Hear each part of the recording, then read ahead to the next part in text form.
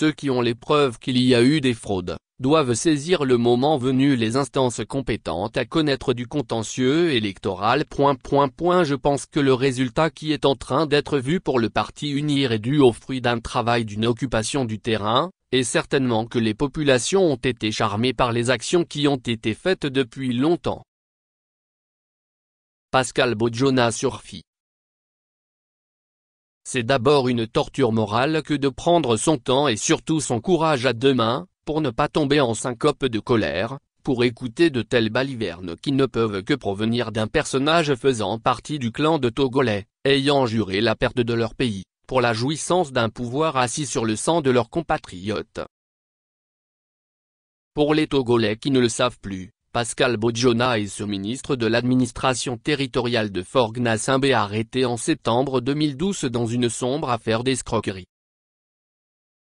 En effet, tout d'abord cité comme témoin dans cette affaire d'escroquerie portant sur un montant de 48 millions de dollars, opposant un homme d'affaires togolais à Abbas Al-Youssef, également un homme d'affaires originaire des Émirats Arabes Unis, l'ex-activiste pro-Eyad Emad Ouakam au début des années 90 devait répondre d'une plainte pour complicité d'escroquerie. Il subira les affres de la détention à la gendarmerie d'abord, puis à la prison civile de Tsevier. Libéré le 6 février 2016, après 18 mois de privation de liberté, Pascal Bojona connaîtra la traversée du désert. Il n'y a pas longtemps l'ancien ministre grand format a repris du service à la surprise générale dans le cercle de décision du parti Unir. En effet, il fut nommé, le 29 décembre 2023 par Fort Gnassingbé, conseiller spécial à la présidence, chargé des affaires politiques.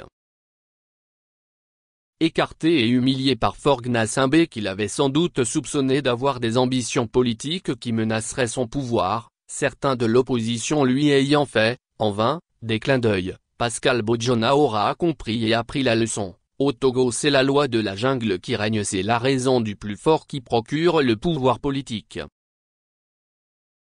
Et pour le moment, aussi longtemps que les Togolais n'arriveront pas à s'en débarrasser, c'est Unir qui a la force, l'armée tribale étant à sa disposition. Et c'est tout naturellement que Pascal Bojona a décidé de retourner à ses anciens amours, dans un parti politique où on s'enrichit rapidement avec l'argent de tous les Togolais en toute impunité, maintenant les adversaires politiques en détention ou en exil, s'ils ne sont pas tout simplement assassinés. Voilà la petite histoire qui décrit l'homme Bojona qui nous a prouvé par son retour, comme s'il en était encore besoin, qu'on ne se brouille pas avec un dictateur comme Fort Gnassingbé et rester paisiblement dans le pays. Où on va en exil, où on ravale son crachat et on retourne la queue entre les pattes à Unir. C'est ce que Pascal Bojona a fait.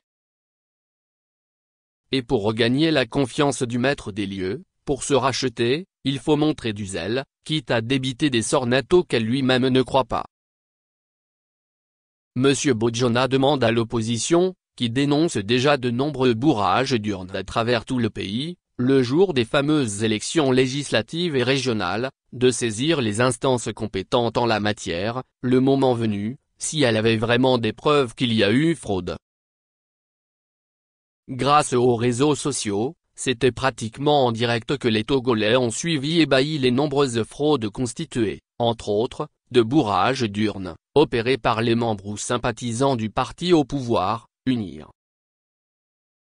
À Kara, une personnalité, pas des moindres, un enseignant et même proviseur de son lycée, fut pris littéralement les mains dans le sac.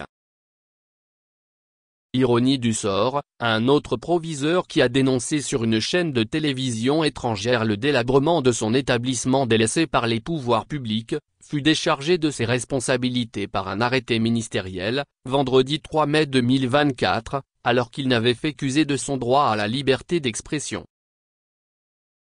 Qu'en sera-t-il de notre proviseur de Kara qui a commis un délit auquel devrait s'intéresser la justice, si nous n'étions pas au Togo? Revenant aux fameuses élections législatives et régionales, Pascal Bojona devrait savoir que les institutions comme la CENI ou la justice, auxquelles il conseille aux leaders de l'opposition de s'adresser, sont très loin d'être indépendantes. La CENI, la justice ou encore la Cour constitutionnelle, c'est même pipe, même tabac. Toutes ces instances sont aux bottes de Faure Gnassingbé et ne travaillent que pour son maintien au pouvoir. Au Togo, nous sommes encore très éloignés de la qualité, de la probité, de l'indépendance et de la dignité d'un conseil constitutionnel sénégalais. Inutile de répéter que le régime togolais est un régime de dictature dont les institutions sont caporalisées.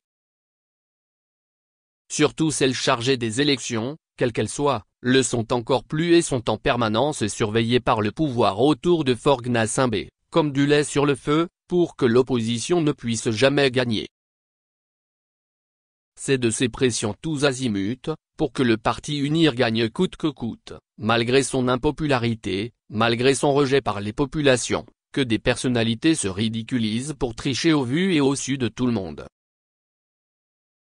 C'est de là que viennent surtout ces incohérences lues à la télévision nationale, où sur 21 000 votants, UNIR aurait remporté 25 000 voix. Que c'est scandaleux, c'est honteux pour des dirigeants d'un pays qui, pour le pouvoir à tout prix, ne connaissent plus la honte, la dignité et surtout le respect des autres citoyens. Voilà, monsieur le grand conseiller, chargé des affaires politiques, nous savons que vous dites tout juste le contraire de ce que vous pensez et savez en votre fort intérieur sur la situation du Togo et c'est très triste qu'une personnalité de votre trempe ne puisse pas se respecter, respecter ses compatriotes, et surtout sa conscience. UNIR, comme le RPT, depuis Eyadema, n'a jamais gagné et ne gagnera jamais aucune élection au Togo. C'est la raison pour laquelle Faure Gnassingbé cherche à se soustraire du verdict du suffrage universel par la ridicule et impopulaire modification constitutionnelle.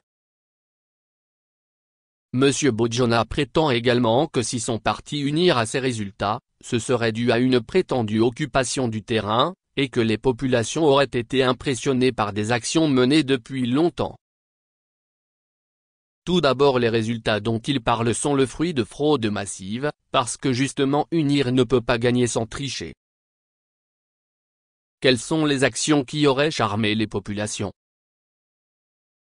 La distribution des sacs de riz et de farine qui est une insulte aux citoyens affamés, à cause de la mauvaise gouvernance du régime Gnassingbé?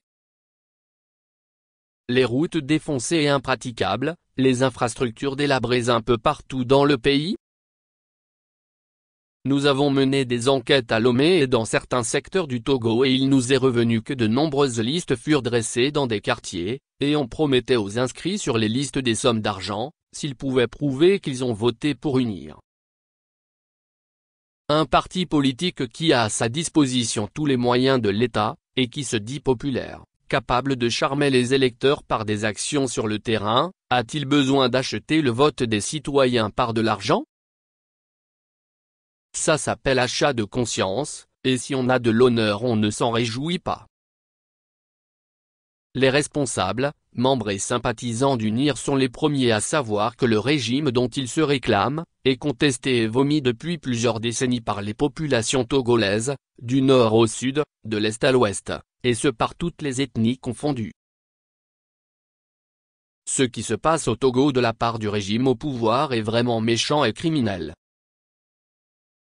D'un côté on déploie la force policière et même militaire pour empêcher les partis de l'opposition de mener leurs activités politiques, de l'autre côté UNIR déploie les colossaux moyens de l'État, introduit cette fameuse réforme constitutionnelle en pleine campagne électorale pour déstabiliser l'opposition, la date des élections est d'abord reportée pour être de nouveau fixée.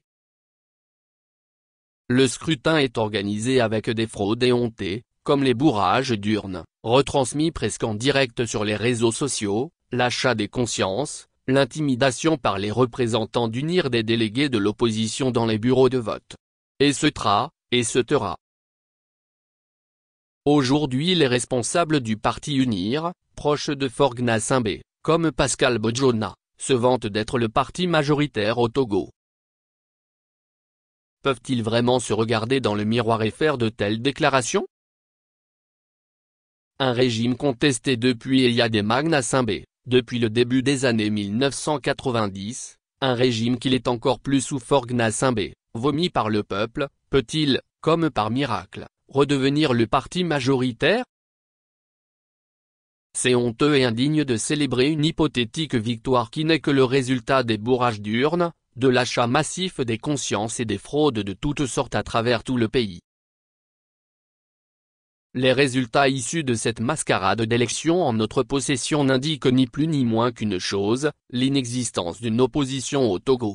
108 députés d'UNIR et seulement 5 représentants de 4 partis de l'opposition au futur Parlement togolais. Faut-il en rire ou en pleurer? Indépendamment du fait que l'opposition ait sa part de responsabilité dans la salade togolaise, par ses divisions et donc son incapacité à parler d'une voix pour dégager une stratégie commune afin de venir à bout du régime de dictature plus que cinquantenaire, Faure Gnassingbé et son entourage se trompent d'époque en manquant de respect pour leurs compatriotes. Au Bénin d'un côté Patrice Talon partira en 2026 à la fin de son second mandat. Il a promis de ne toucher à aucune virgule de la constitution de son pays pour s'éterniser au pouvoir. Au Sénégal la démocratie est en marche, en Côte d'Ivoire Alassane Ouattara a décidé d'une amnistie, l'ennemi juré, Guillaume Soro est de retour et la réconciliation est en marche, bien que ce pays ait connu la guerre civile. Dans le Sahel, le Mali, le Niger et le Burkina Faso se sont débarrassés de leurs potentats et sont en train de chercher leur voie. Pour combien de temps encore le Togo restera-t-il cet îlot de dictature et de terreur? Les 5 députés de l'opposition iront-ils siéger dans un parlement antidémocratique pour se ridiculiser, ou l'opposition togolaise a-t-elle enfin appris la leçon?